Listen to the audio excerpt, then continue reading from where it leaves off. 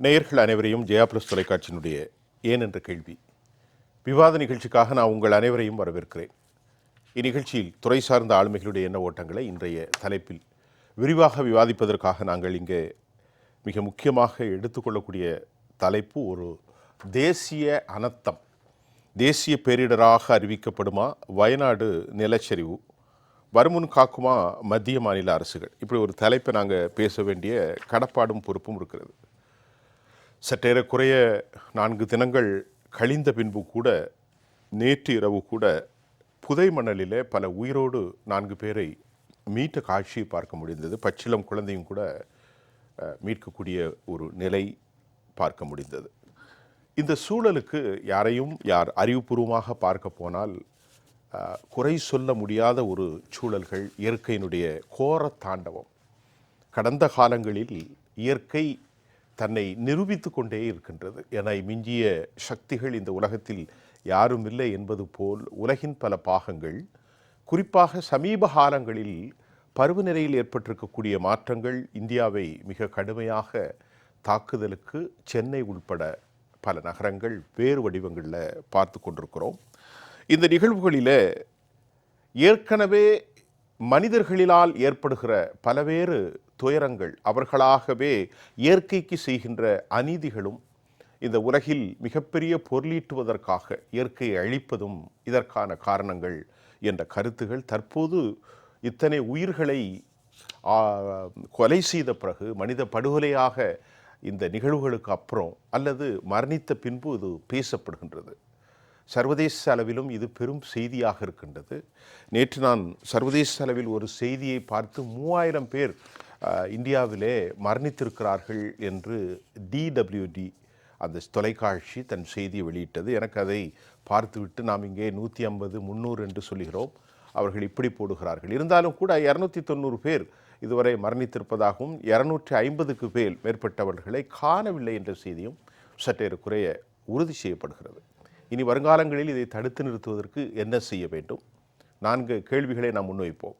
மனிதர்களுடைய கையால் ஆகாத தனத்தில் பேராசையால் காடு வளங்கள் அழிக்கப்படுவதை தடுத்து நிறுத்த உறுதியான சட்டங்கள் பின்பற்றப்படுமா? இத்தனை பேரழிவுகள் வந்த பின்பும் மத்திய அரசு இதை ஏன் தேசிய பேரிடர் அவலமாக, அனர்த்தமாக, துயரமாக அறிவிக்க மறுக்கின்றது? இதற்குள் நாடாளுமன்றத்தில் பேசியிருந்தால் இதை தடுத்திருக்கலாம் என்கின்ற சிறுபிள்ளைத்தனமான கருத்துக்களை அரசியல் ரீதியாக இதை நாங்கள் எப்படி எடுத்துக்கொள்வது? பாதிக்கப்பட்டவர்கள், வாழ்விழந்தவர்களுக்கான வழி என்ன? பல்வேறு பிரச்சனைகளோடு நாம் பேசுவதற்காக இங்கே நம்முடைய பேரிடர் மேலாண்மை நிபுணர் பிரபுகாந்தி ஜெயின் அவர்கள் நம்மோடு என்கின்றார். பிரபுகாந்தி சார் வாருங்க. அடுத்து சர்வதேச ஓசை சுற்றுச்சூழல் அமைப்பினுடைய ஒருங்கிணைப்பாளர் திரு ஆவன்னா லோ இளஞ்செழியன் அவர்களை நான் வரவேற்கின்றேன். காங்கிரஸ் கட்சியினுடைய செய்தி தொடர்பாளராக எம்மோடு இணைகின்றார் விளாடிமிர் பிரான்சிஸ். எம்முடைய வெளிப்புற படப்பிடிப்பினுடைய திரு ரமேஷ் சேதுராமன் அவர்களையும் நான் வரவேற்கின்றேன். ரமேஷ், நான் இந்த முதல் கட்ட கருத்தை பதிவு செய்யுங்க. நான் ஏற்கனவே முன்னுரை கொடுத்துட்டேன், நீங்கள் உங்களுடைய முதல் கட்ட கருத்து.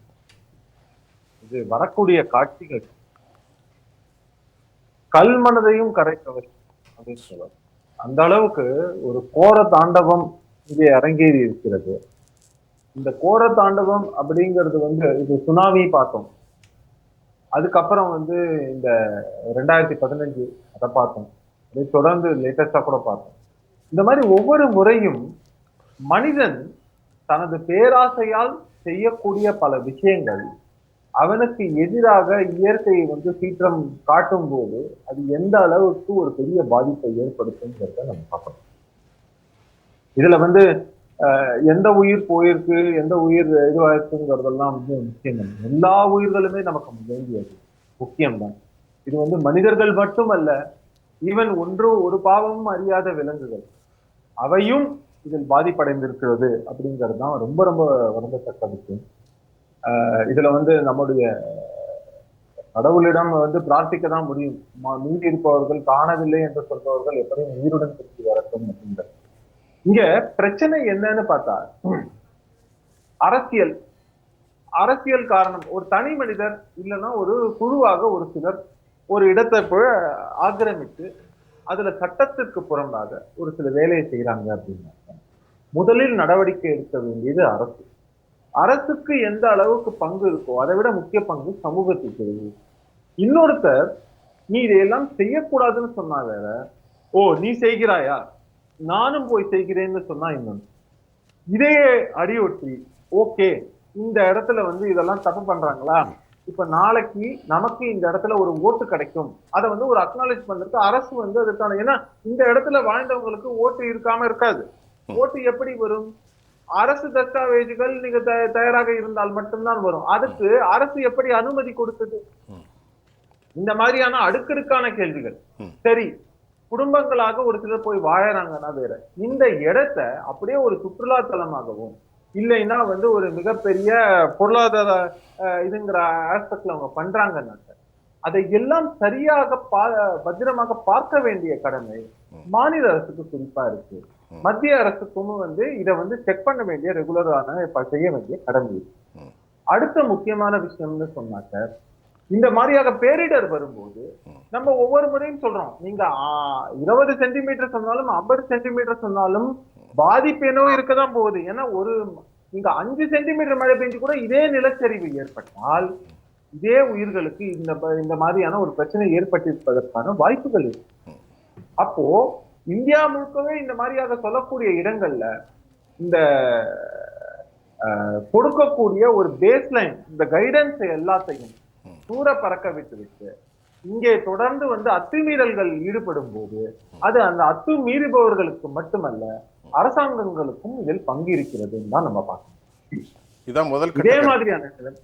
ஆமா, இதுதான் இதே மாதிரியான நிலைமை நீலகிரியிலும் மற்ற நிலங்கள். ஏன்னா நம்ம பாக்குறோம், அதாவது நம்ம வந்து காடுகளை அழிச்சிடணும், காடுகளை அழித்துக்கிட்டு இப்ப தேயிலை தோட்டமா இருக்கட்டும் மற்ற விஷயங்களா இருக்கட்டும், இந்த மாதிரி ஒவ்வொரு விஷயமாக தங்களுடைய பண லாபத்திற்காகவோ மற்ற சுய லாபத்திற்காக இதையெல்லாம் தொடர்ந்து செய்து கொண்டிருந்தால் அதற்கு ஏதோ ஒரு விலையை ஏதோ ஒரு நாள் கொடுக்க வேண்டி இருக்கிறது. அப்படிங்கறதுதான் ரொம்ப வருத்தமான ஒரு விஷயம். ரமேஷ், ரொம்ப முக்கியம். ரமேஷ், நீங்க சொன்னதுல ஒரு முக்கியமான கருத்தை சேர்த்துக்கிற என்னுடைய நண்பர் என்ற முறையில், நாம பேசும்போது இந்த உலகத்துல மதங்களாலும் இனங்களாலும் மொழிகளாலும் முரண்பட்டு படுகொலைகளை செய்கின்றோம், வெறுப்பை நாங்கள் கைதூக்கி பார்க்கின்றோம். ஆனால் இந்த மாதிரி பேரழிவுகள் வருகின்ற போது இனத்தையும் பார்ப்பதில்லை, மொழியும் பார்ப்பதில்லை, மதத்தையும் பார்ப்பதில்லை, சாதியும் பார்ப்பதில்லை. அப்படித்தானே? உண்மை 100%. அதாவது இயற்கைக்கு சூஃபியான் அவர்களோ ரமேஷ் அவர்களோ ஜாதி என்ன மதம் என்ன எதையும் தெரியாது. தெரியாது தெரியாது தெரியாது. அது இன்னொரு விஷயம். பொதுவாக நம்ம வந்து சொல்லக்கூடிய விஷயம், மாதாபிதா செய்வது மக்களுக்கு அப்படின்னு சொல்லணும். இந்த மாதிரியாக மட்டும் இல்லாமல் ஒரு சமூகத்தில் நீங்கள் ஒரு சிலர் செய்தாலும் அதன் பலனை அத்தனை பேரும் அனுபவிக்க வேண்டும் என்பதைத்தான் இங்கே இன்று காட்டியிருக்கிறது. நிச்சயமா. அப்போ பல பேர் இல்ல, ஒருவர் தவறு செய்திருந்தால் கூட அது மொத்த உங்களுடைய இருப்பிடம் மட்டுமல்ல உங்களுடைய வாழ்க்கையே சிதைக்க முடியும் என்பதற்கு ஒரு சிறந்த உதாரணம் அப்படின்னு தான் எடுத்துக்கிற. ரமேஷ், நீங்க இருங்க இணையில். பிரபுகாந்தி சார் சொல்லுங்க. உண்மையிலே இது மிக என்னோட எக்ஸ்பீரியன்ஸில் சொல்ல வரேன். சுனாமிலேருந்து பார்த்துட்டு வரோம். இது ஒரு லேண்ட்ஸ்லைடிங், இது வந்து மிக கொடூரம். அதாவது இயற்கை வந்து மனித இனத்தின் மீது ஒரு சர்ஜிக்கல் ஸ்ட்ரைக் பண்ண மாதிரி தான் சொல்லணும். Exactly first point. அண்டு இயற்கை வந்து மனிதனை வந்து காப்பாற்றணும். இப்போ மனிதன் இயற்கைக்கிட்டேருந்து காப்பாற்றணும் சூழ்நிலைக்கு தள்ளப்பட்டிருக்கும். ஒரு பாயிண்ட். செகண்ட் பாயிண்ட்டு, உண்மையிலே ரமேஷ் நிறைய விஷயங்கள் ரொம்ப டெக்னிக்கலாக அட்ரஸ் பண்ணார். அதில் வந்து இப்போ நான் இம்மிடியேட்டாக வந்து இப்போ அதாவது கவர்மெண்ட்டுக்கும் ஸ்டேட் கவர்மெண்ட்டுக்கும் சென்ட்ரல் கவர்மெண்ட்டுக்கும் ஒரு டெக்னிக்கல் பேனல் மாதிரி வச்சுருக்கேன். உண்மையிலே ஜிஆர்டிவிக்கும் ஒரு பாராட்டுகள். இன்னொன்று பாயிண்ட் வந்து சார், இப்போ பேரிடரில் இப்போது ரீஹாபிலிட்டேஷன் பண்ணோம், இதுக்கு எல்லாத்துக்குமே தேவை வந்து ஃபண்டு, பேரிடர் மேலாண்மைக்கு உண்டான நிதியை பெறணும். ஓகேங்களா? இப்போது மக்கள்கிட்ட போயிட்டு ஒரு வரியோ ஒரு வசூலோ இல்லாட்டி ஒரு இபி பில்லோ ஒரு இதுவோ எதுவுமே வசூல் பண்ணணும். ஏன்னா அவனே ஆல்ரெடி நிராயுத பாணியாக நிற்கிறான். அவங்ககிட்ட போய் நம்ம எப்படி வசூல் பண்ண முடியும்? ஈவன் தமிழ்நாட்டுக்கும் சொல்கிறேன், தமிழ்நாட்டுக்கு வர வேண்டிய பேரிடர் மேலாண்மை நிதி இம்மிடியேட்டாக சென்ட்ரல் கவர்மெண்ட் தரணும். First point. ஜிஆர்டிவி மூலிமா மாநில அரசுக்கும் இந்திய அரசுக்கும் சில விஷயங்கள் சொல்ல விரும்பப்படுறேன். $10 மில்லியன் ஃபண்டு வந்து யுனைடெட் நேஷனில் இருக்குது. அதுக்கு பேர் யுனைடெட் நேஷன் கண்டிஜென்சி ஃபண்ட் அப்படின்னு ஒன்று இருக்குது. Sir $10 million $10 million US dollars fund வந்து இஸ் அவைலபிள் இருக்குது. அது டெக்னிக்கல் நேம் வந்து யுனைடெட் நேஷன் கண்டிஜென்சி ஃபண்ட் அப்படின்னா இது மாதிரி விபத்து பேரிடர்கள் ஏதாவது நடந்த உடனே இம்மிடியட்டாக ரீஹாபிலிட்டேஷன் ஒர்க்கு, ரெஸ்கியூ ஆப்ரேஷன்ஸு, அங்கே இருக்க பீப்புளை எப்படிலாம் மொபிலைசேஷன் பண்ணணும் அப்படின்றதுக்கு ஃபண்டிங் இருக்குது. அடுத்து இந்தியன் ரெட் கிராஸ் சொசைட்டி அப்படின்னு ஒன்று இருக்குது. அதுமாதிரி இன்டர்நேஷ்னல் ரெட் கிராஸ் சொசைட்டியோட விங்ஸ்லாம் இருக்குது. அதில் வந்து ஏகப்பட்ட ஃபண்டிங் வந்து இருக்குது. அது கரெக்டான சேனலில் அப்ரோச் பண்ணி கேட்டாங்கன்னா ஃபண்டிங் வரதுக்கான வாய்ப்புகள் இருக்குது. அதாவது எப்படி சொல்ல வரேன்னா, இப்போ எப்படி மெட்ரோ ரயிலுக்கு ஜெய்காலாம் சப்போர்ட் பண்ணுறாங்க, அந்த மாதிரி இந்த பேரிடர் சம்பந்தமான விஷயங்களில் இன்டர்நேஷ்னல் சப்போர்ட் தேவைப்படுது, வேணும், நீட் ஆஃப் தி அவர். அதை இந்த மாதிரி கேட்டாங்கன்னா and United Nation also ready to support, it's a need of the hour. Prabhu sir, இப்போ நீங்கள் $10 million வந்து எக்ஸிஸ்டன்ட், அதாவது இருப்பில் இருக்குது. இப்போ நான் என்ன கேட்குறேன், given account of national disaster, இப்போது மேன்மேட் டிசாஸ்டர் இருக்குது, நேச்சுரல் இருக்குது, பல்வேறு கலாமிட்டி, எர்த்குவாக், பூகம்பம், அது போக நிலச்சரிவு, நேச்சுரல் டிசாஸ்டர்ஸில் நீங்கள் பார்த்தீங்கன்னா ஃப்ளட் வருது, சைக்ளோன் வரும், ட்ரவுட் வரும், எர்த்குவாக் மிக்ஸ்டு, லேண்ட்ஸ்லைட், கிளவுட் வேர், நிறைய இருக்குது, நிறைய மட் ஸ்லைடு நிறைய. இப்போ இந்த மாதிரி ஒரு epidemic pollution, டீஃபாரஸ்டேஷன்ஸ், chemical pollution, etcetera. இப்போ இதை ஒரு தேசிய பேரிடராக நாங்கள் அறிவிக்க முடியாது என்ற சூழல் காணப்படுகிறது. அப்போ எதை நாங்கள் தேசிய பேரிடராக அறிவிப்போம்? இதுதான் என்னுடைய கேள்வி. சரி, இந்த லைன் தான் சார் ரொம்ப முக்கியம் சொல்கிறேன். இப்போது அதாவது நான் வந்து சேஃப்டி, அதாவது டிசாஸ்டர் மேனேஜ்மெண்ட் பாலிடிக்ஸ் கொண்டு போவேன்னு நான் நினைக்கிறேன். பட் பாலிடிக்ஸும் முக்கியம் ஃபார் தி வில் பவர். ஏன்னா மக்கள் வந்து அரசாங்கத்தை நம்பி தான் இருக்காங்க.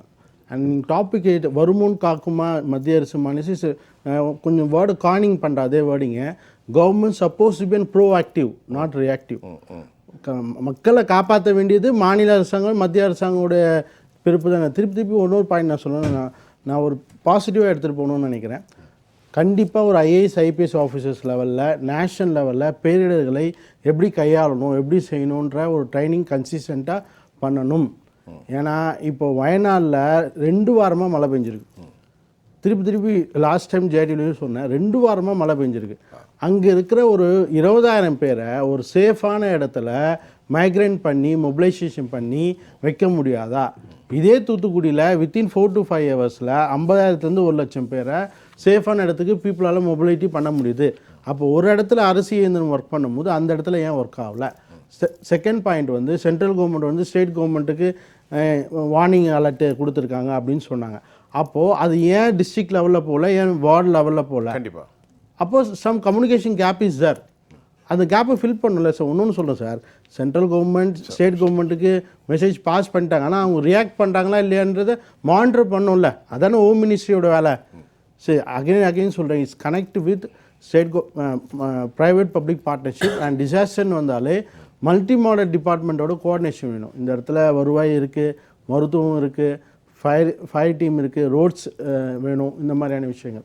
இன்னொரு டெக்னிக்கலாக ஒரு பாயிண்ட் சொல்கிறேன் சார். இந்த மாதிரி பேரிடர்களை கையாளும் போது, ரெஸ்கியூ ஆப்ரேஷன் பண்ணும்போது நிறைய பிரிட்ஜஸ் வந்து, இப்போ ஒரு பிரிட்ஜு வந்து மிலிட்ரி பண்ணியிருக்காங்க. உண்மையிலே சார், இப்போ அங்கே வேலை செய்ய அனைத்து தன்னார்வலர்களும் கடந்த 5 நாளாக டே நைட்டாக பார்க்காம அப்படி வேலை செஞ்சிட்ருக்காங்க. உண்மையிலே அதுக்கு ஒரு பாராட்டுகள்.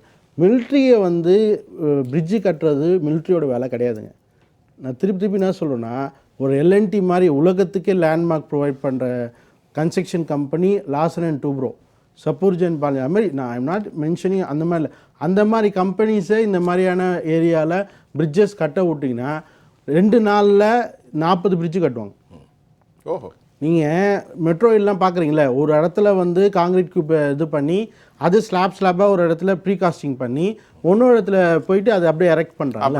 அந்த மாதிரியான விஷயங்கள்லாம் இம்மிடியேட்டாக பண்ண முடியும். நம்ம சென்னையில் அப்படி தானே பார்த்துட்டு இருக்கோம். சென்னையில் அப்படி தான் நடந்துட்டு இருக்கு. அப்போ அந்த மாதிரி பிரிட்ஜஸ் ஆக்டிவிட்டீஸ்லாம் ஏன் அந்த இடத்துல பண்ணோன்னா, நம்ம ஏன்னா இப்போ ஒரு இடத்துலேருந்து ஒரு இடம் ஆக்சசிபிலிட்டி இல்லை, மொபிலிட்டி இல்லை, பிரிட்ஜஸ் இருக்கிற பிரிட்ஜஸ் அடிச்சுட்டு போகும்போது ஏன் இந்த மாதிரியான டெக்னிக்ஸை யூஸ் பண்ணக்கூடாது? என்ன கேட்டால், பினராயி விஜயன் சார் இம்மிடியேட்டாக கேரளாவில் இருக்க எல்லா பில்டர்ஸ் அசோசியேஷனும், கிரிடை, இந்த மாதிரி கன்ஸ்ட்ரக்ஷன் கம்பெனிஸை கூப்பிட்டு இந்த இடத்துல வார்டு வைஸ் பிரித்து கொடுக்கலான்னு சொல்ல வரேன். இப்போது டிசாஸ்டரில் நம்ம எக்ஸ்பீரியன்ஸில் சொல்கிறேன், எப்பவுமே ஒரு மெயின் சிட்டியில் வந்து எல்லா விதமான வெல்ஃபேர் மெஷர்ஸும் எல்லா ஃபுட்டும் வந்துடும். But 3rd tier city, villages அந்த இடத்துல போய் சேரவே சேராது. அதுதான் சொல்கிறேன், ஒரு வார் ரூம் மாதிரி போட்டு டேஷ்போர்ட் போட்டு எனக்கு தெரிஞ்சு ஒரு நாளைக்கு 4 வாட்டி ஸ்லைட்ஸ் எடுக்கலாம். ட்ரோனை வச்சுட்டு பார்த்துட்டு, ஏன்னா இப்போ எனக்கு தெரிஞ்சு நான் இன்னைக்கு காலைல கூட ஜேடி ஃபுட்டேஜை பார்த்தேன். 8000 பேருக்கு ஒரு என்ஜிஓ வந்து, இட்ஸ் நாட் எ கவர்மெண்ட் பாடி, ஒரு என்ஜிஓ வந்து 8000 பேருக்கு ஃபுட் ப்ரொவைட் பண்ணுறாங்க. உண்மையிலே மிகப்பெரிய, நீங்கள் சொன்னீங்க பார்த்தீங்கன்னா அந்த மனித நேயம், அதாவது காசு பின்னாடி போய் இப்போ காசு இல்லாமல் கூட சில விஷயங்கள் பண்ணணும். ஸோ மனித நேயம் வந்து மிகப்பெரிய லெவலில் மலர்ந்துருக்கு. ஸோ இந்த விஷயத்த வந்து ஒரு ஆர்கனைஸ்டாக பண்ணி, இப்போ பாயிண்ட் என்னென்னா, ஒரு பக்கம் சரி பீப்புள் ஹெல்ப் பண்ண ரெடியாக இருக்காங்க. ஸோ என்ஜிஓ கோஆர்டினேஷன் ரொம்ப முக்கியம். கண்டிப்பாக முக்கியம். நான் பேசுகிறது லெஞ்சலியன், நீங்கள் வந்து ஓசை மற்றும் சுற்றுச்சூழல் சர்வதேச திருடார்கள், அதாவது மிக முக்கியமாக 2011 மாதவ் காட்கிலும் கஸ்தூரி ரங்கன் ஒம்மனுடைய அறிக்கை ரொம்ப முக்கியம். அதை நாங்கள் படித்து பார்க்கின்றோம். இன்றைக்கு நம்முடைய கேள்வியாகவும் ஜெயா திணைக்களம் அதை வைத்திருக்கின்றது. அதில் இந்த காட்கிலுடைய அந்த அறிக்கையில் அவர் சில பாயிண்ட்ஸை சொல்கிறார். முதலாவது பாயிண்ட்டு, மண்ணரிப்புக்கு காரணமான ஒற்றை பயிர்கள் சாகுபடியை நீங்கள் செய்யக்கூடாது, காலாவதியான அணைகள் அனல் மின் நிலையங்களை தொடரக்கூடாது, காட்டு நிலங்களை வேறு பயன்பாடுகளுக்காக பயன்படுத்தக்கூடாது, நதிகளினுடைய போக்கை திசை திருப்பக்கூடாது, அகல்விடங்கள் சுரங்கங்களை அந்த வெஸ்டர்ன் கோல்டு ஏரியாவில் அனுமதிக்கவே கூடாது, கேரளா பழைய நீர்மின் திட்டங்களை எல்லாம் கைவிடணும், பழங்குடியினுடைய இருப்பை வந்து உறுதி செய்யணும், அது மட்டும் இல்லாமல் இந்த வகை சட்டம் வெஸ்டர்ன் கார்டில் உறுதியாக அமல்படுத்தணும் அப்படின்ட்டு யார் சொல்கிறான்னு பார்த்தா மாதவ் காட்கில் சொல்லியிருக்காரு. இதை கர்நாடகாவும் கேரளாவும் மிக கடுமையாக எதிர்க்கிறாங்க. இது நடந்தது எப்போ? 2011. கிட்டத்தட்ட 13 வருஷம் ஆச்சு. இன்றைக்கி பல ஆயிரம் பேர் இறந்து போயிட்டாங்க. இப்போ நான் மட்டும் கேட்ட தகவல், அங்கே மிகப்பெரிய பெரிய பெரிய பில்டிங்கெல்லாம் கட்டி வச்சு அவ்வளோ பேரும் போய் தேனிலவு கொண்டாடுறாங்க. இப்போ நீங்கள் ஒரு சுற்றுச்சூழல் ஆர்வலராக இந்த விஷயத்தை நான் ஒரு கேள்வி வைக்கிறேன், நீங்கள் ஒரு பைண்டிங் மெசேஜை கொடுங்க. அதாவது முதல்ல ஒரு வருத்தமான சூழலில் நாம் சந்தித்திருக்கிறோம். அது வந்து நம்ம யாராலும் மாற்றக்கூடிய விஷயமா இல்லை. ஆனாலும் கூட இந்த ஆபத்திலிருந்து அல்லது இந்த விபத்திலிருந்து நாம் என்ன பாடத்தை கற்றுக்கொள்ள போகிறோம் அப்படிங்கிறத ரொம்ப முக்கியம். இது போன்ற இயற்கை பேரிடர்களுக்கு காரணமே மனித செயல்பாடுகள்ங்கிறதுல எந்த விதமான மாற்று கருத்தும் கிடையாது. நீங்க மாதவ் காட்கிலோட அறிக்கையை பற்றி சொன்னீங்க, கொஞ்சம் சொல்லியிருக்கேன் சொன்னீங்க. அதுல அவர் தெளிவா சொல்லக்கூடியது, அந்த அறிக்கையில் வந்து மிக அழகான ஒரு தரவுகளை கொண்டு அவர்கள் இது பண்ணி கொடுத்திருக்கிறாங்க. மேற்கு தொடர்ச்சி மலை மிக முக்கியமான ஒரு இடம். உலகத்திலேயே பயோடைவர்சிட்டி ஹாட்ஸ்பாட்னு சொல்லக்கூடிய 18 இடங்கள்ல மேற்கு தொடர்ச்சி மலை ஒரு முக்கியமான வெஸ்டர்ன் கார்டுனா ரொம்ப முக்கியம். ஆமா, உலகத்துக்கே, தமிழ்நாட்டுக்கு மட்டுமல்ல, கேரளாவுக்கு மட்டுமல்ல, இந்தியாவுக்கு மட்டுமல்ல, உலகத்திற்கே மிக முக்கியமான ஒரு இடம், சர்வதேச அளவு. ஆமா, மேற்கு தொடர்ச்சி. அப்படிப்பட்ட ஒரு இடத்தை நீங்கள் பாதுகாப்பதற்காக ஒரு ஆய்வு அறிக்கையை அவங்க அளிக்கிறாங்க. 60% இந்த மேற்கு தொடர்ச்சி மலை மிக ஒரு எக்கலாஜிக்கல் சென்சிட்டிவ் ஜோன் அப்படின்னு அறிவிக்கணும். அந்த இடங்களில் காடுகளாகவே நீங்கள் தொடர வேண்டும். வேறு எந்தவித காரணங்களுக்கும் நீங்க அதை மாற்றிவிடக் கூடாது. அதுதான் நீங்க சொன்னது 60-40 இல்லையா? அந்த 60 ரொம்ப கவனமா இருக்கு. ஆமா, ஏன்னா அந்த 60 தான் பல ஆறுகளினுடைய கேட்ச்மெண்ட் ஏரியா நம்ம சொல்லக்கூடிய அந்த ஆறுகள் அங்கிருந்து தான் உற்பத்தி ஆகுது. உயிர்களின் மிக முக்கியமான பல வகையான உயிர்கள் வந்து அங்கிருந்து தான் நமக்கு இருக்குது. அப்படிங்கும்போது அந்த 60% மழை பாதுகாக்க வேண்டும் என்பது மிக முக்கியமான ஒன்றா இருக்கு. இந்த நிலச்சரிவிற்கு மிக முக்கியமான காரணமே லேண்ட் யூஸ் சேஞ்சஸ் அப்படின்னு சொல்லப்படுகிற நில பயன்பாடினுடைய மாற்றம் தான் அதிகரிச்சுக்கிட்டே இருக்கு. அது அதிகரித்ததன் காரணமாக தான் இந்த விபத்து நடந்திருக்கிறதுங்கிறது மறுக்க முடியாத உண்மை. சரி, தொடர்ந்து நாம வந்து பல்வேறு கட்ட வளர்ச்சி பணிகளை மேற்கொள்றோம். நம்ம என்ன நினைச்சுக்கிறோம்னா, வளர்ச்சி பணிகள்னாவே கட்டிடம் கட்டுவது மட்டும்தான் வளர்ச்சி பணிகள் அப்படின்னு நம்ம நினைச்சுக்கிறோம். உண்மை அதுவல்ல. கட்டிடங்கள் இல்லாமலும் பல வளர்ச்சி பணிகளை நம்ம மேற்கொள்ள முடியும். கண்டிப்பா. குறிப்பாக நம்முடைய தமிழர்கள் அல்லது தென்னிந்திய மக்களினுடைய பழங்குடி மக்களினுடைய அந்த வாழ்க்கை முறை எப்படி இருக்குன்னு பாத்தீங்கன்னா, குறிஞ்சி நிலத்தில் நாம் எப்பயுமே கை வைக்கவே மாட்டோம்.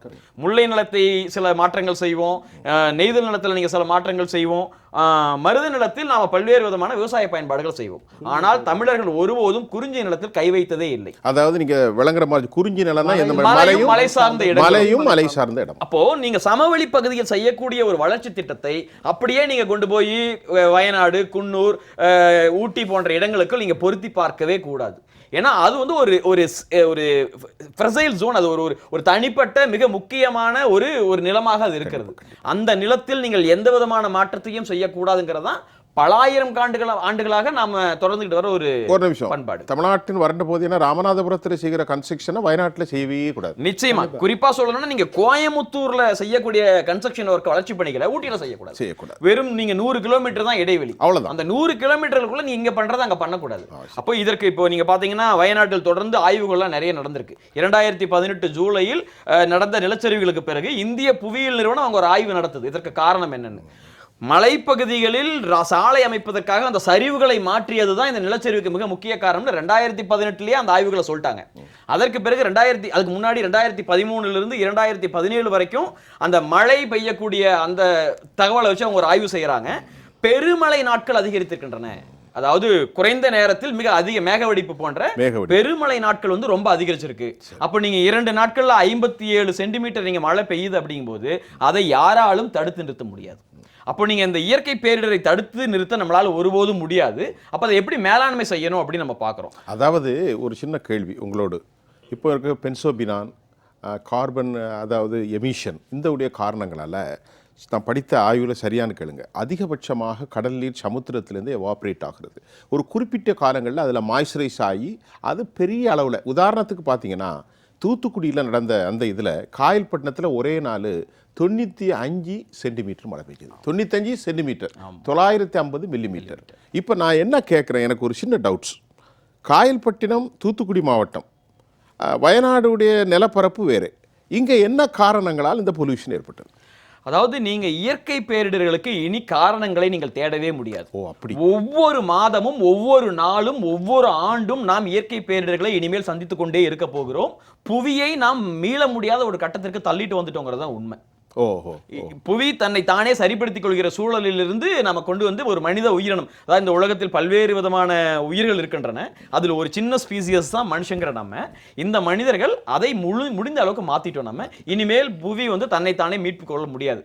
இப்போ நாம செய்ய வேண்டியதெல்லாம் இந்த மனித இனத்தை இன்னும் கொஞ்ச நாளைக்கு இந்த புவியில எப்படி நம்ம தக்க வச்சுக்க முடியும் அப்படிங்கிற செயல்பாடு மட்டும்தான். ஆக நீங்க தூத்துக்குடியில் நடக்குதா, மெட்ராஸ்ல நடக்குதா, கோயம்புத்தூர்ல நடக்குதா, என்ன காரணங்கள் நடக்குதா, வயநாடு எந்த காரணங்கள் கண்டுபிடிக்க. ஆனால் இது போன்ற நிகழ்வுகள் தொடர்ந்து நடந்து கொண்டே இருக்கும். அதற்கு நாம் தயாராக வேண்டும் அப்படிங்கிறது மட்டும்தான் இயற்கை நமக்கு சொல்லி இருக்கிற ஒரு செய்தி.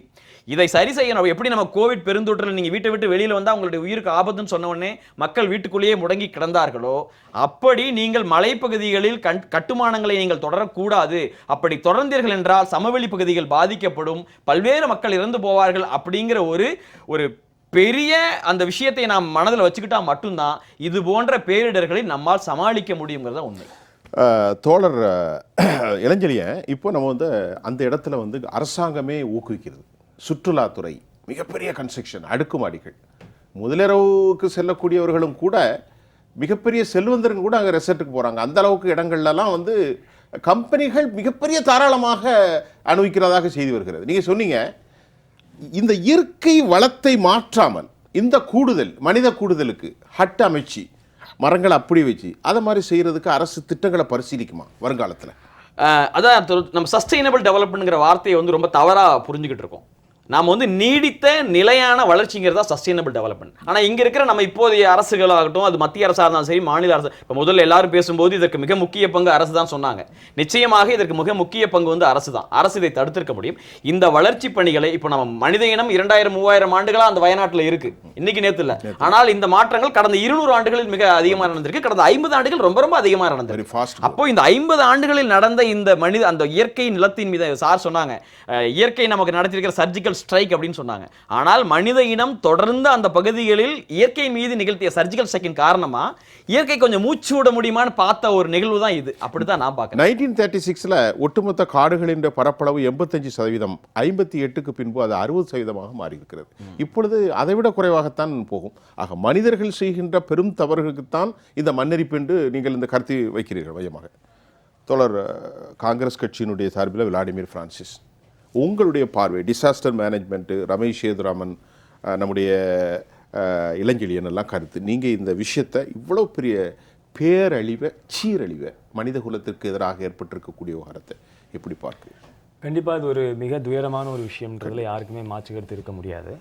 ஆனால் இதில் வந்து நம்முடைய எதிர்க்கட்சி தலைவராக இருக்கக்கூடிய ராகுல் காந்தி அவர்களே கூட இதை அரசியல் ஆக்க வேண்டாம் அப்படின்னு சொல்லியிருக்கிறாங்க. ஆனால் அரசியல் ஆக்க வேண்டாம் அப்படின்னு சொல்லி அவர் சொன்னாலுமே கூட இன்னைக்கு வந்து கொண்டிருக்கிற செய்திகள் எல்லாம் நமக்கு பார்க்கும்போது அது அரசியல் ஆக்கப்பட்டு கொண்டே இருக்கிறதோ அப்படிங்கிற ஒரு அச்சம் தான் நமக்கு வருது. அது எங்கேருந்து ஆரம்பிக்குது அப்படின்னு சொல்லி பார்த்தீங்கன்னா, இந்த நீங்கள் சொன்ன மாதிரி ஏன் இதை வந்து ஒரு தேசிய பேரிடராக அறிவிப்பதற்கு பாஜக அரசு யோசிக்கிறது அப்படிங்கிற மாதிரி ஒரு கேள்வி முதல்ல வந்து நிற்குது. ரெண்டாவது சார் சொல்லும்போது என்ன சொன்னாங்கன்னா, ஏற்கனவே வந்து வார்னிங் கொடுத்தாச்சு, வார்னிங் கொடுத்தும் ஏன் வந்து மாநில அரசுகள் செயல்படவில்லை அப்படின்னு சொல்லி ஒரு கேள்வி வச்சாங்க. சார் இருக்கிறது ஹோம் மினிஸ்ட்ரி அந்த கருத்து ஹோம் மினிஸ்ட்ரி வந்து கருத்து சொல்லிருக்கோம். நாங்க 25, 26 வரும் 23ஆம் தேதி 18ஆம் தேதி முதல் இது கொடுக்குறாங்க அப்படின்னு சொல்லி சொல்றாங்க. ஆனா அதை வந்து இந்த ஹிந்து ஒரு ஃபேக்ட் செக் பண்றாங்க. உண்மையாகவே இவர்களுக்கு இந்த வார்னிங் இஷ்யூ பண்ணப்பட்டதா அப்படின்னு ஒரு ஹிந்து ஒரு ஃபேக்ட் செக் பண்றாங்க. அந்த ஃபேக்ட் செக்கை மையப்படுத்தி தான் ஜெயராம் ரமேஷ் அவர்கள் ஒரு ப்ரிவிலேஜ் இது கூட ஓபன் பண்ணி அந்த ஃபேக்ட் செக் என்ன அதுக்கு தான் வரேன். அந்த ஃபேக்ட் செக்ல அவங்க என்ன சொல்றாங்கன்னா, ஜூலை 23ஆம் தேதி முதல் முறையாக ஒரு வார்னிங் கொடுக்குறாங்க. ஜூலை 23ஆம் தேதி இவங்க கொடுத்த முதல் வார்னிங் வந்து ஆரஞ்சு அலர்ட்.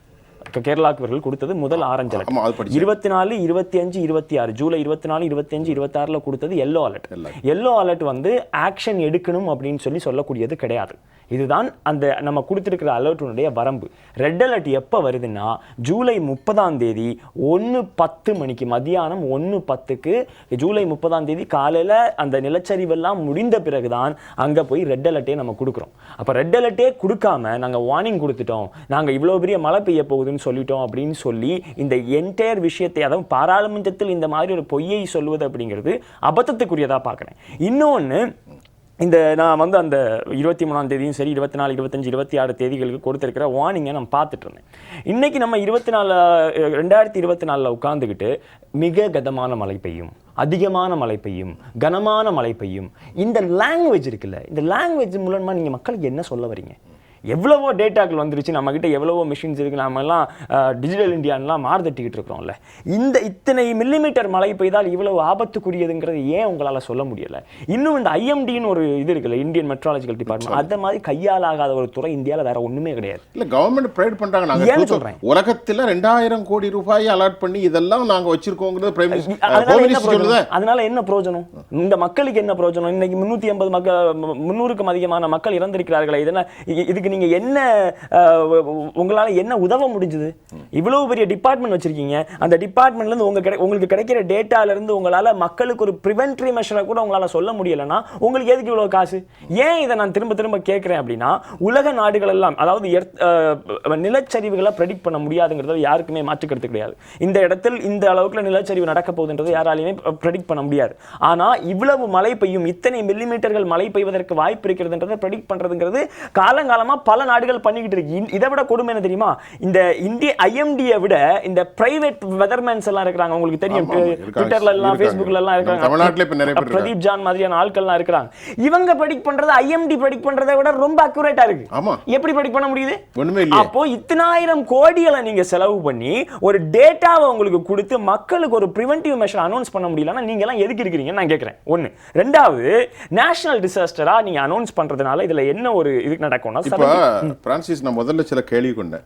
நேஷனல் டிசாஸ்டர் தான் மேன்மேட் டிசாஸ்டர் என்னன்னா, அப்ப நேஷனல் டிசாஸ்டர் ஒரு சிட்டம் இருக்கா இல்லையா? இருக்கு, கண்டிப்பா இருக்கு. இல்ல இருக்குதா இல்லையா? இருக்குன்னா இதுக்கு மேல என்ன அழிவு வரணும்னு எதிர்பார்க்கணும். இல்ல, நேஷனல் டிசாஸ்டர் நீங்க அதை அனௌன்ஸ் பண்ணிட்டீங்கன்னா என்ன நடக்கும்னா, 75% தொகை, அதாவது இந்த நிவாரண பணிகளுக்கு பயன்படுத்த வேண்டிய 75% தொகையை வந்து நீங்க ஒன்றிய அரசு கொடுக்கும், 25% தொகை மாநில அரசு கொடுத்தா போதும் அப்படிங்கிற ஒரு நிலைக்கு வரும். ஆனா இதுல வந்து நீங்க லீகல் இஷ்யூ இருக்கு அப்படின்னு சொல்லும்போது, மக்களுடைய உயிரை விட உங்களுக்கு சட்டம் பெரியானதா போய்விட்டதா அப்படிங்கிற கேள்வி வருது. மக்களுக்காக தானே நம்ம வந்து எல்லா சட்டங்களையும் ஏற்றி வைத்திருக்கோம். அந்த மாதிரி ஒரு வார்த்தையை குவாஷ் பண்ணிருங்க. ஆமா, ஏன் இருக்கு நேஷனல் பேரிடர் ஏன் பேச வைக்கிறீங்க நீங்க? அதுவும் அந்த அரசு கேட்டு எங்களுக்கு கொடுங்கன்னு சொல்லி கேட்டு கையேந்து நின்னதுக்கு பிறகு கூட உங்களுக்கு இல்ல, நீங்க லீகல் இஷ்யூஸ் இருக்கவங்களால பண்ண முடியாதுன்னு சொல்லி இன்னைக்கு கேரளா அரசு அதை ஸ்டேட் பேரிடரா அனௌன்ஸ் பண்ணிருக்கு. ஸ்டேட் பேரிடரா அனௌன்ஸ் பண்ணா என்ன ஆகும்னா, உங்களுக்கு சிஎம் ஃபண்ட்ஸ்ல இருந்து, சிஎம்டிஆர்எஃப்னு சொல்லக்கூடிய அந்த ஃபண்ட்ஸ்ல இருந்து உங்களுக்கு அமௌண்ட் அலோகேட் பண்ணுவாங்க. அதுக்கான வாய்ப்புகளை அது வழிவகுக்கும். ஆனா அதுவுமே கூட ஒன்றிய அரசு கொடுப்பதற்கான அளவுக்கு உங்களுக்கு வராது. அப்ப நீங்க சட்டத்தை காரணம் காட்டி மக்களுடைய உயிரை பாதுகாக்க உருவாக்கப்பட்ட போடப்பட்ட சட்டங்களை காரணம் காட்டி மக்களுடைய உயிரையே நீங்கள் காவு வாங்குவீர்களானால் அப்ப இது அரசியல் தான் நம்ம பேச முடியும். ஒன்னு. ரெண்டாவது வந்து இந்த இது வர்றதுக்கு முன்னாடி, இந்த லேண்ட்ஸ்லைடு வர்றதுக்கு முன்னாடியே ஸ்ரீகுமார் அப்படிங்கிற ஒருத்தர் இருக்கிறார் கேரளால. அந்த வீக்குக்கு அவர் ஒரு பேட்டி கொடுத்திருந்தார். அந்த பேட்டி அவர் கொடுக்கும்போது அவர் என்ன சொல்றாரு, 2018 3 நாட்கள் மழையில 481 உயிர்களை இழந்தது Kerala.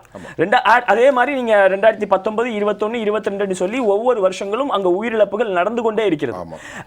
2022 ministry of sciences and technology Jitendra Singh அப்படிங்கிறவர் பாராளுமன்றத்தில் ஒரு டேட்டா ஒன்று சப்மிட் பண்றாரு. அந்த டேட்டால அவர் என்ன சொல்றாரு, 2015 இருந்து 2022 வரைக்கும் 3782 நிலச்சரிவுகள் நடந்திருக்கு.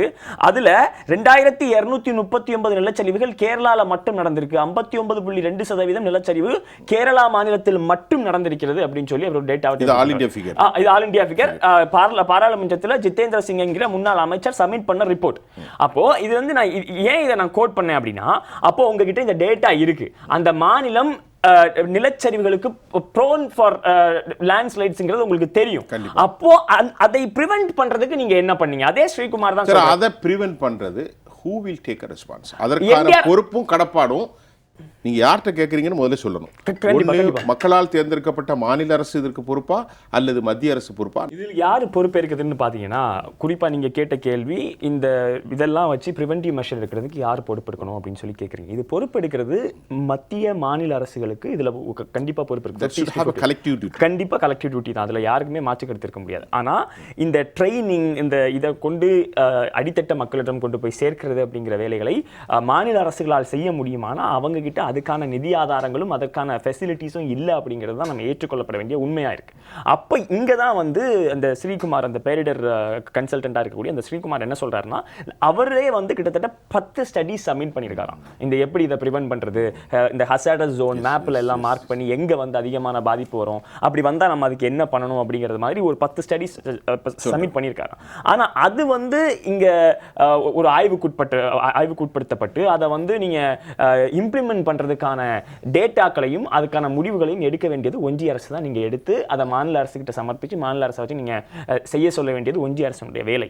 ஆனா அது நடக்கல. இன்னொன்னு, எப்பவுமே இந்த பேரிடர் மேலாண்மைலாம் நம்ம பேசும்போது first hour is the golden hour அப்படின்னு சொல்லுவாங்க. நீங்க அந்த முதல் 1 மணி நேரத்தில் உங்களால் எவ்வளவு மீட்பு பணிகளை செய்ய முடியுதோ அதுதான் உங்களால அதிக மக்களை மீட்க முடியும். ஆனா இங்க நடந்திருக்க கொடூரம் என்ன அப்படின்னு சொல்லி பாத்தீங்கன்னா, முதல் 1 மணி நேரத்தில் எந்த ஒரு மீட்பு பணியுமே செய்ய முடியல. ஏன்னா அங்க இருக்கிற பிரிட்ஜ் உடைஞ்சு போச்சு.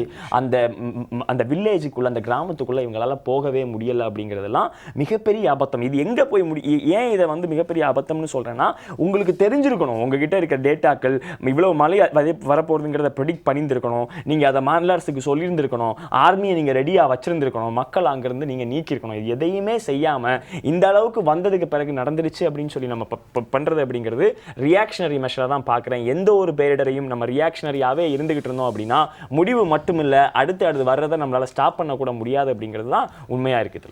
ரமேஷ், இப்போ நான் உங்கள்கிட்ட இப்போ 2வது கருத்து என்ன கேட்குறேன்னா, இதில் எனக்கு வந்து I have a lot of the confabulation which means ஒரு நிறைய குழப்பங்கள் இருக்கிறது.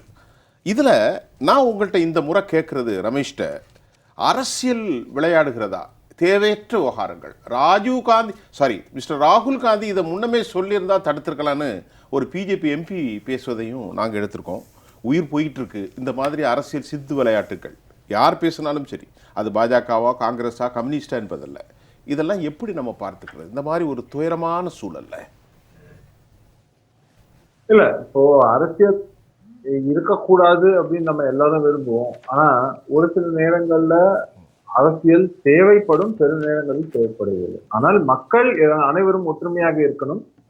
முக்கியமாக வந்து அரசியல் செய்வது என்பது இங்க வந்து மக்களுக்கு அது ஒரு பயனுள்ளதா இருக்கணுங்கிறது தான் முக்கியம். இப்போ பிரச்சனை என்னங்கிறத கொஞ்சம் பார்ப்போம். இப்போ இதுல வந்து சொல்றாங்க அரசு முன்கூட்டியே சொல்லி இருக்கணும், எல்லாம் சொல்லி ரைட்டு.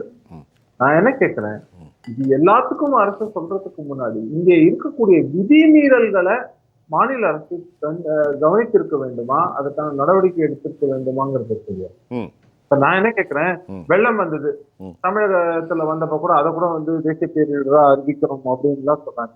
ஆனா என்னுடைய கேள்வி ஒன்னே ஒண்ணு, இங்கே இருக்கக்கூடிய நீர்நிலைகளை காலி பண்ணது யார்? எத்தனை ஏரிகள் நம்மளுடைய சென்னைக்குள்ளேயே இருந்தது, அத்தனை ஏரிகளும் எங்கே காணாமல் போனது. அத்தனை நீர்நிலைகள், குளங்கள், குட்டை, கண்மாய், இந்த மாதிரி சொல்லிக்கொண்டே போகலாம். அப்போ பெரும் அளவிலான அந்த நீர் வெளியேற்றப்படும் போது அது உங்களுக்கு நகரத்திற்குள் வந்ததற்கு யார் பொறுப்புங்கிற ஒரு கேள்வி இருக்கு. இதே நீர்நிலைகளை மீட்கணுங்கிற பட்சத்துல மீட்டார்களாங்கிற ஒரு கேள்வி இருக்கு. அதே மாதிரி ஆறுகளை பாக்குறோம், எல்லாம் பல இடங்கள்ல நம்ம பல ஆறுகளை பாக்குறோம். இன்னைக்கு நம்ம தான் சொல்றோம், ஆறுல இருக்கக்கூடிய அந்த ஆற்றுப்படுகையில் இருக்கக்கூடிய மணல் ஒரு ஸ்பான்ஸ் மாதிரி நீரை தன்னிடத்தே சேமித்து அதை நிலத்தடிக்கு அனுப்பும் அப்படிங்கறத சொல்றோம். பனை மரத்தை பத்தி சொல்றோம். பனைமரம் நிலத்தடி நீரை நேரா இது பண்றதுக்கும் வெள்ளத்தை தடுப்பதற்கும், அதே மாதிரி பெரும் காற்று சூறாவளி போன்ற வந்தா கூட அதையும் தாக்குப்பிடித்து எல்லாவற்றிலும் வேறு இழப்புகளை தடுப்பதற்கான ஒரு வல்லமை படைத்தவைங்கிறதெல்லாம் சொல்றோம். ஆனா அது எல்லாம் எங்கங்கிற ஒரு கேள்வி இருக்கு இல்லையா? எதனால போனது, எங்கே போனது, அதை பாதுகாக்க தவறியது யாருங்கிற ஒரு கேள்வி. சோ இத நம்ம இப்ப பேசுறோம், ஒரு மாசம் கழிச்சு இதை மறந்துடுவோம், வயநாட்டை மறந்துடுவோம். அப்புறமா அடுத்த ஒரு பேரிடர் வரும்போது மட்டும்தான் நம்ம நம்மளோட லிஸ்ட்ல வயநாட்டையும் சேர்த்துப்போம். அப்படி இல்லாமல் இது ஒவ்வொரு முறையும் நடக்கும் போதும் பிரச்சனைகள் வரும்போது இது வராமல் இருப்பதற்கு தொலைநோக்கு பார்வையிடம். இதுக்கப்புறம் இந்த இடத்துல ஃபுல்லாவே என்க்ரோச்மெண்ட், இது மொத்தமுமே சட்டத்திற்கு புறம்பானதுன்னா இந்த இடத்தையே காலி பண்ணுங்க. திரும்ப இந்த இடத்தில் இந்த ஃபாரஸ்ட் ரீஎஸ்டாப்ளிஷ் பண்றதுக்கு உண்டான அத்தனை வேலையும் மத்திய அரசும் சரி, மாநில அரசின் சுற்றுச்சூழல் துறையும் சரி சேர்ந்து பணியை துரிதமாக, நீங்க இப்போ இந்த மீட்புக்கு எந்த அளவுக்கு இது பண்றீங்களோ அதே இதுல ஸ்பீட்ல அதை செய்து முடிக்க வேண்டும். ஏன்னா திரும்ப வருங்காலங்கள்ல இப்ப சொன்ன மாதிரி, சகோதரர் சொன்ன மாதிரி, திரும்ப திரும்ப வருவதற்கான வாய்ப்புகள்லாம் இருக்கு. அதை நம்ம நிரந்தரமாக இதுக்கு ஒரு இதை போடணும்னாக்கா, பிரச்சனைகளை தீர்க்கணும் அப்படின்னாக்கா அதுக்கு ஒரே வழிங்கிறது நம்ம அதுக்கு ஒரு சொல்யூஷன், முறையான நிரந்தர தீர்வை நோக்கி போவது அப்படிங்கிறது மட்டுமே இருக்க முடியுங்கிறது என்னுடைய பார்வை. ஏன்னா மக்கள் உயிரோட விளையாட முடியாது. இதே மாதிரி திரும்ப பணத்தை செலவு பண்ணி எல்லாம் பண்ணி இந்த இடத்தை புனரமைக்கிறாங்கன்னு வச்சுப்போமே, வியாபார நோக்கில் செய்பவர்கள் செய்யலாம். ஆனா திரும்பவும் அதே மாதிரியான ஒரு பிரச்சனை அடுத்த 5 ஆண்டுகளிலோ அடுத்த 10 ஆண்டுகளிலோ வந்தால் திரும்ப நம்ம எல்லாரும் தான், நான் சொல்வது அத்தனை பேரும், இதை பேசக்கூடியவர்கள்ல இருந்து ஆரம்பிச்சு நம்ம அரசுகள்ல இருந்து ஆரம்பிச்சு இதை செய்பவர்கள் மட்டுமல்ல, எல்லாருமே பொறுப்பாளிகள். கண்டிப்பா கண்டிப்பா. அது ஒரு கொலை குற்றத்திற்கு நிகரான விஷயம்னு தான் நான் சொல்வேன். சரி, அதாவது இளஞ்செழியன், இப்போ ஒரு அரசு, இப்போ நம்ம நிறைய இப்போ பேசுகிறதுக்கு நமக்கு டைம் இல்லை, கடைசி 10 நிமிஷத்தில் சில விஷயத்தை பேசணும். டெவலப்மெண்ட் அப்படின்னு சொன்னால் இன்ஃப்ராஸ்ட்ரக்சர் டெவலப்மெண்ட்ஸ் அப்படின்லாம் நாம் சொல்கிறோம். இந்த மாதிரியான இயற்கை ஆதார வளங்களை, இந்த மாதிரி பெரும் கட்டடங்கள், ரிசார்ட் இதெல்லாம் போடாமல், நீர் பாதைகளை தடுக்காமல், இன்றைக்கி பார்த்தீங்கன்னா நேற்று ஒரு தகவல் கிடைச்சிது, சென்னையில் பிரபலமான ஒரு கடை மறுபடியும் ஆக்கிரமித்து வைத்திருக்கிறாங்க. இப்போ அடுத்த மழை வந்துடும், அடுத்த மாதம் மறுபடியும் தண்ணி நிற்கும். ஸோ இந்த மாதிரி அரசாங்கங்கள் இருக்கக்கூடிய மந்திரிகள் செல்கின்ற ஏரியாக்களில் இருக்கும்போது இதுவகளை தொடர்ந்து ஒரு இன்ஃப்ராஸ்ட்ரக்சரை நாங்கள் உருவாக்குறோன்னா, இந்த மாதிரி பெரும் கட்டடங்கள், காடுகள் அழிப்பு இதெல்லாம் இல்லாமல் என்ன செய்ய முடியும்? அப்படி தொடருகின்ற போது மறுபடியும் வயநாட்டுகள் ஏற்பட வாய்ப்புண்டா? நிச்சயமா இது தொடர்ந்தால் நிச்சயமாக இது போன்ற பேரழிவுகள் நிறைய வரும். இதுல குறிப்பா சொல்லணும்னா, தொடர்ந்து இந்த ஒன்றிய அரசு என்ன செய்யறாங்க அப்படின்னா, நாங்க சொல்லிட்டோம், மாநில அரசு எடுக்கல, நமக்கு தமிழகத்திற்கும் அதான் சொன்னாங்க, இன்று கேரளாவுக்கும் அதான் சொன்னாங்க, நாளைக்கு கர்நாடகாவில் நிகழ்ந்தாலும் இதே பதில் தான் வரும். ஒருவேளை இந்த ஒன்றிய அரசு அவர்கள் ஆளுகிற மாநிலங்கள் இப்படி நடந்தா இந்த மொழியை அவங்க பயன்படுத்த மாட்டாங்க. இல்ல, ஒன்றிய அரசு தான் இந்த வயநாட்டுக்கு எல்லாம் பெர்மிஷன் கொடுத்ததா? இல்லையே, ஸ்டேட் கவர்மெண்ட்டுடைய பெர்மிஷன் தான் நடக்குது. ஊட்டியில் நடக்குது, கொடைக்கானல் நடக்குதுன்னா மத்திய அரசு காரணம் சொல்ல முடியாது இல்லையா? ஸ்டேட் கவர்மெண்ட் தானே பெர்மிஷன். அப்போ நீங்க மாதவ காட்டிலுடைய அறிக்கையை நான் நீட் தேர்வு பல மாநிலங்கள் வேண்டான்னு சொல்லுது, ஆனா அதை நீங்க இம்ப்ளிமெண்ட் பண்றீங்க. அதே மாதிரி மாதவ காட்டிலுடைய அறிக்கையை நீங்க இம்ப்ளிமெண்ட் பண்றதுல உங்களுக்கு என்ன சிக்கல்? இன்னைக்கு நீங்க இது ஏன் மத்திய ஒன்றிய அரசு தான் முக்கிய காரணம்னு சொல்றோம்னா, மாநிலையை கண்காணிக்கிற ஒரு அமைப்பு அப்படிங்கிறது இன்றைக்கு அனைத்து அமைப்புகளுமே ஒன்றிய அரசின் கீழ் வருது. நீங்க IMDA-வா இருக்கலாம், எர்த் சயின்ஸா இருக்கலாம், சயின்ஸ் அண்ட் டெக்னாலஜியா இருக்கலாம், அல்லது இஸ்ரோவா இருக்கலாம். இது எல்லா அமைப்பு அமைப்புகளும் யாருக்கு கீழ இருக்கு? Central ஒன்றிய அரசு கீழ இருக்கு. நீங்க வந்து இந்தியாவிற்கு இப்ப நீங்க 2000 கோடி ஒதுக்கி இருக்காங்கன்னு சொல்றீங்க. ஆனால் இந்தியாவிற்கென்று ஒரு தனித்துவமான வானிலை கண்காணிப்பு அமைப்பு இருக்கானா? கிடையாது. நீங்க அமெரிக்க அரசும் ஐரோப்பிய அரசும் கனடா போன்ற அரசுகளும் கொடுக்கிற தகவல்களை வச்சு அப்படிதான் இஸ்ரோ சேட்டலைட்டுடைய புகைப்படங்களை வச்சு வெறுமனே நீங்க வந்து ரெட் அலர்ட் ஆரஞ்சு அலர்ட் சொல்றீங்களே ஒழிய இது என்ன நடக்கும் நீங்க தெளிவா சொல்லவே இல்லை. நீங்க ஆரஞ்சு அலர்ட்னா 20 சென்டிமீட்டருக்குள்ள இருந்தா தான் ஆரஞ்சு அலர்ட். நீங்க 57 சென்டிமீட்டர் மலைக்கு வந்து நீங்க ஆரஞ்சு அலர்ட் கொடுத்து நாங்க அலர்ட் கொடுத்துட்டோம், மாநில அரசு செயல்படலன்னு சொன்னா இது எந்த வகையில் நீங்க ஏத்துக்க முடியும்? இல்லையா? இன்றைக்கு தேசிய பேரிடரா நீங்க அறிவிக்காம போங்க, அது பிரச்சனையே கிடையாது. அதுல என்ன தொகை? அவர்களுடைய மீட்பு பணிக்கான பணி நிதி வந்து எங்களுக்கு அதிகமா வேணும். நீங்க தேசிய பேரிடரா அறிவிக்காமயே இருக்கிற தொகையில நிறைய நிதி நீங்க கொடுத்தீங்கன்னா எந்த மாநில அரசும் ஏன் தேசிய பேரிடர் அறிவிங்கன்னு சொல்லவே போறது கிடையாது. உங்களுடைய பணியை நீங்க சரியா செய்யாம இது வரைக்கும் எவ்வளவு கொடுத்திருக்காங்க? வெறும் 145 கோடி மட்டும் தான் அலோகேட் பண்ணிருக்காங்க. அந்த 145 கோடி என்ன அதை வச்சு என்ன செய்ய முடியும்? ஒண்ணுமே பண்ண முடியாது. நீங்க அவ்வளவு கிட்டத்தட்ட 300 பேருக்கு மேல இருக்காங்க, 1000 பேர் பாதிக்கப்பட்டிருக்காங்க, அவ்வளவு பெரிய சீரழிவு நடந்திருக்கு. நீங்க அந்த மாநிலத்திலிருந்து வாங்கிய வரியை வைத்துக்கொண்டு அந்த மாநிலத்துக்கே நீங்க திருப்பி தரமாட்டேன்னு சொன்னா அது எந்த வகையில உங்களுக்கு நியாயமா எடுத்துக்க முடியும்? ரொம்ப அநியாயம் இல்ல. 156 கோடி வச்சு நான் என்ன கேக்குறேன் இல்ல, இதுதான் ஒரு வருத்தமான ஒரு விஷயம். என்னன்னா இப்ப அரசியல் பேச வேண்டாம் அப்படின்னு சொல்லுங்க ஒரு அரசியல் முடிவடைகிறதுன்னு போது நான் என்ன கேட்கிறேன், மாநிலத்துல எல்லா தவறையும் செய்வோம், செய்து விட்டு ஆனா வந்து பழிய போடுறதுக்கு மட்டும் நாங்க வந்து மத்திய அரசை நோக்கி நாங்க கை காட்டுவோம், பேரிடர் நடக்கிறதுக்கான காரணமாகவே நீங்கள் இருந்து விட்டு இப்ப நம்ம தமிழகத்துக்கு ஒரு எக்ஸாம்பிள் அதுதான் கொடுத்தேன். மண்ணை வாரி வாரி வாரி நம்ம வந்து காவிரி ஆற்றை மொத்தமும் நம்ம வந்து என்ன கபலீகரம் செய்து விட்டோம். உத்தரகாண்ட்ல 2016 சார்டம் ப்ராஜெக்ட்டுக்கு பிரதமர் நரேந்திர மோடி அவர்கள் இது போட்டார் இல்லையா? அப்ப யோசிக்கலையா சார்? அதெல்லாம் சார்டம் ப்ராஜெக்ட் ஹிமாலயன் ரேஞ்சுக்கு எவ்வளவு பெரிய ஆபத்தாக விளைய போகுது அப்படின்ட்டு எவ்வளவோ ரிப்போர்ட்ஸ் இருக்கு. அப்ப யோசிக்கலையா இதெல்லாம்? இந்த சீரழிவுகள் வந்து இல்ல ஒரு நிமிடம், இந்த சீரழிவுகள் எதிர்க்கட்சிகள் ஆளுகிற மாநிலங்கள்ல மட்டுமே நடந்தில்ல, இந்தியா முழுக்க நடக்குது, உலகம் முழுக்க நடக்குது. அனைத்து அரசுகளும் இதுக்கு காரணம். ஆனால் இதை கட்டுப்படுத்துகிற கட்டுப்பாடு யார் கையில் அதிகமா இருக்குன்னா இன்னைக்கு ஒன்றிய அரசு மட்டும்தான் இருக்கு. அதனால தான் நாம் தொடர்ந்து கேள்விகளை அதுவும் நம்ம சண்டை போடல.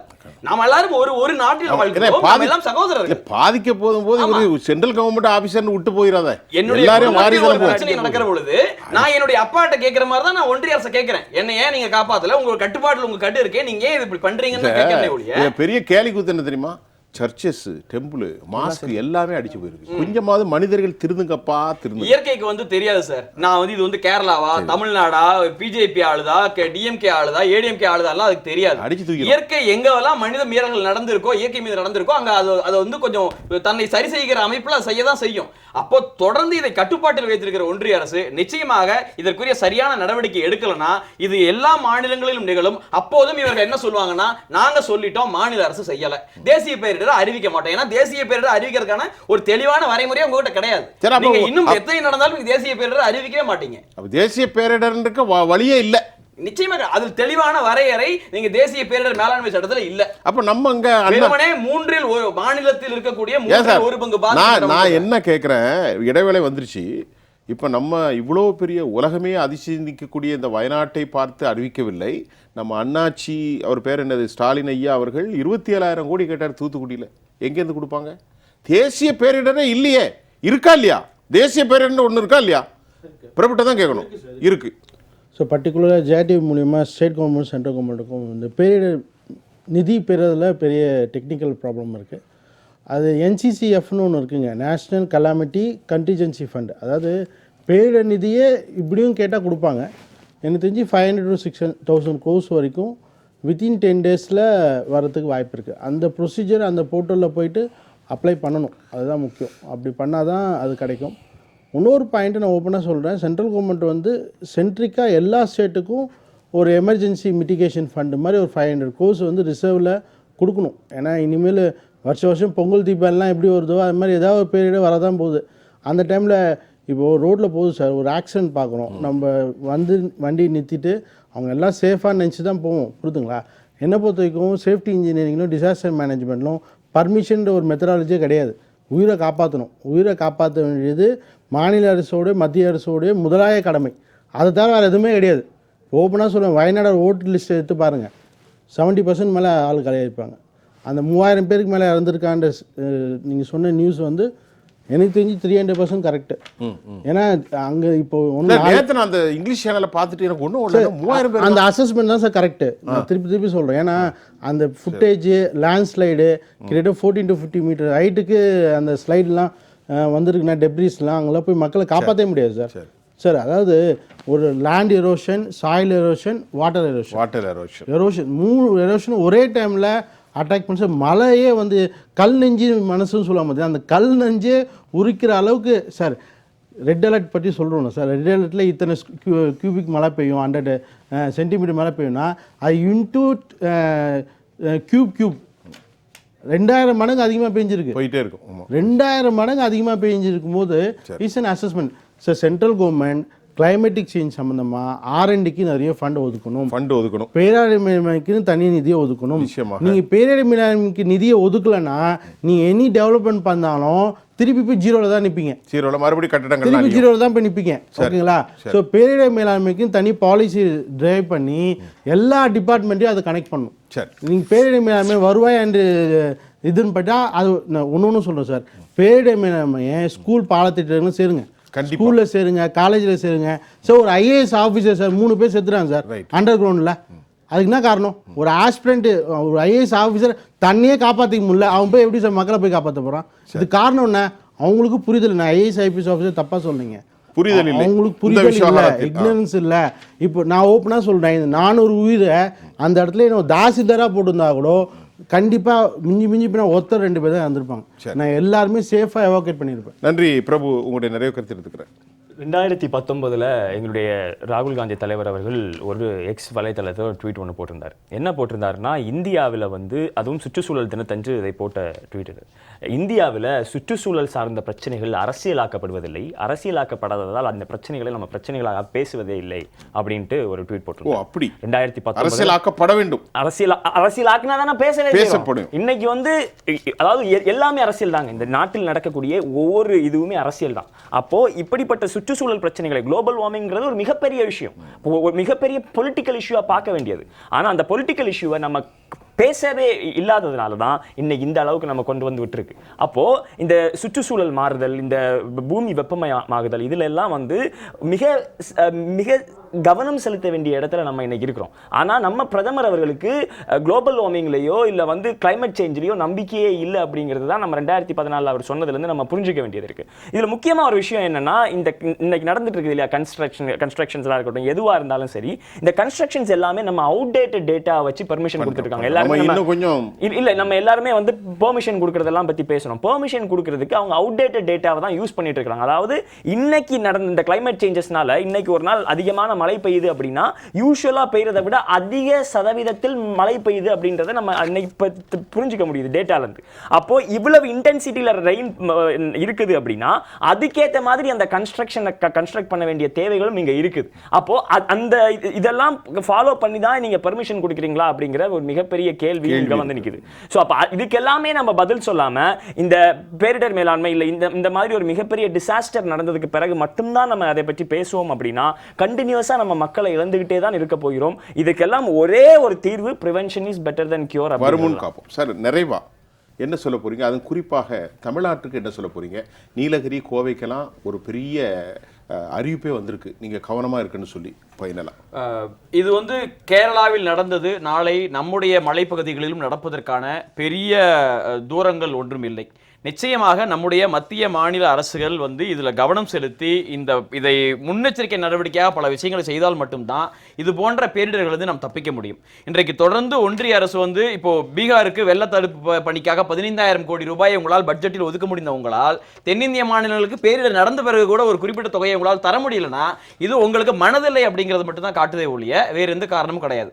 அப்போ மாதவ் காட்கில் கொடுத்த அறிக்கையை முடிந்த அளவிற்கு அந்த ஆய்வு ரிப்போர்ட்டை வந்து நம்ம இம்ப்ளிமெண்ட் செய்யறதுக்கு மத்திய மாநில அரசுகள் இணைந்து ஒரு தனி குழுவை உருவாக்கி அதை செயல்படுத்தணும். முதல்ல மக்களும் தங்களுடைய அந்த கேளிக்கை மனப்பான்மையிலிருந்து தாண்டி ஒரு சுற்றுச்சூழலை பாதுகாக்கிற ஒரு என்ன பண்ணணும், நான் செய்கிற ஒரு செயல் இந்த இயற்கையை பாதிக்கிறதா, இந்த சுற்றுச்சூழலை பாதிக்கிறதா அப்படின்னு உணர்ந்து அது கட்டடம் கட்டுவதா இருக்கட்டும், நீர்நிலைகள் ஆக்கிரமிக்கிறதா இருக்கட்டும், ஒரு இடத்துக்கு போய் வர்றதா இருக்கட்டும், எல்லாவற்றிலும் மக்கள் தங்களுடைய சுற்றுச்சூழல் பார்வையை மாற்றிக்கொள்ளவில்லை என்றால் தொடர்ந்து இது போன்ற பேரிடர்கள் நடந்து கொண்டே இருக்கும். இது நாம் பேசிக்கொண்டே இருக்கக்கூடிய ஒரு தொடர் நிகழ்வாக மாறி போகும். நேர்களே, தேசிய பேரிடராக அறிவிக்கப்படுமா வயநாடு சம்பவத்தை குறித்து பேசணும். இறந்து போன நம்முடைய உறவுகளுக்காக நாங்கள் மிகுந்த பிரார்த்தனையோடு நம்முடைய இந்த நிகழ்ச்சியினுடைய முடிவுக்கு வந்துட்டோம். இது முதலும் கடைசியாக இருக்க வேண்டும். மதமும் இனமும் மொழியும் சாதியும் உங்களிடத்தில் இருந்தாலும் கூட மனிதநேயத்தை நீங்கள் உயர்வாக மதிக்க வேண்டும். இயற்கைக்கு கேடுகளை செய்துவிடக்கூடாது என்பதே இன்றைய நிகழ்ச்சியின் கருப்பொருளாக இருக்கிறது. மரியாதைக்குரிய திரு பிரபு காந்தி அவர்களும், விளாடிமிர் பிரான்சிஸ், ரமேஷ் சேதுராமன், இளஞ்செழியன், உங்கள் அனைவருக்கும் நான் உளப்பூர்வ நன்றியை தெரிவித்துக் கொள்கிறேன்.